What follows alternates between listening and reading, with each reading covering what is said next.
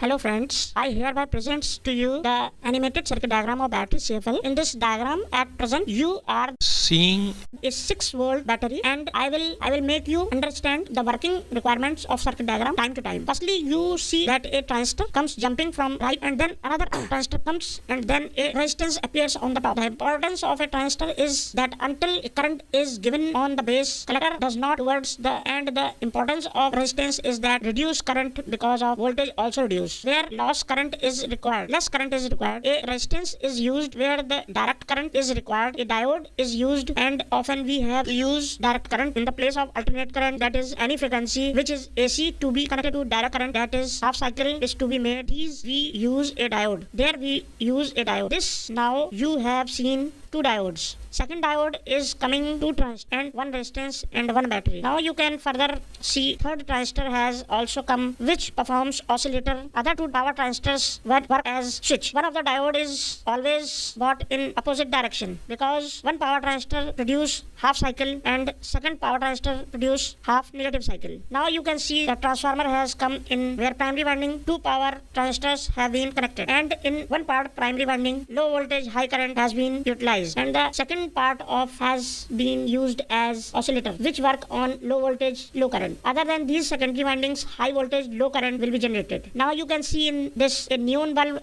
has also connected to secondary winding. Other than this a condenser and a CFL has also been connected. As oscillation takes place from its 220 volt output is generated and condenser stores the charge in it and gives if to CFL time to time so that if CFL gets reflex voltage and work as neon indication from which is report that in output voltage is coming. On third transistor you can see that the resistance and a condenser has been attached with which work as a filter so that there is no fluctuation when load is imposed and transistor receives pure DC. Electrons emitted from battery wait on the switch. As the switch is on, electrons charge the first condenser so that if there is any fluctuation it can be set off from the condenser. Resistance has reduced the current and charged the next condenser. In this way electrons of pure DC were followed. After the filtration electrons are moving towards transformer and this shown to you is 1000 part of a second. This is why movement of electrons is shown slowly in the reality. This circuit will work opportunity 1000 times in a second. Now electrons have reached to transformer and crossing from first winding move towards power transistor. Electrons will wait on both power transistors. As electrons pass from primary winding, oscillation starts in oscillator winding, from which the frequency generates and goes to base of third transistor, which is low voltage, low current in nature. Third transistor boosts the frequency, which were with the help of the diode. Base of further two transistors were diode connected then into DC. From one diode, half negative cycle goes to power transistor, and half negative cycle goes to diode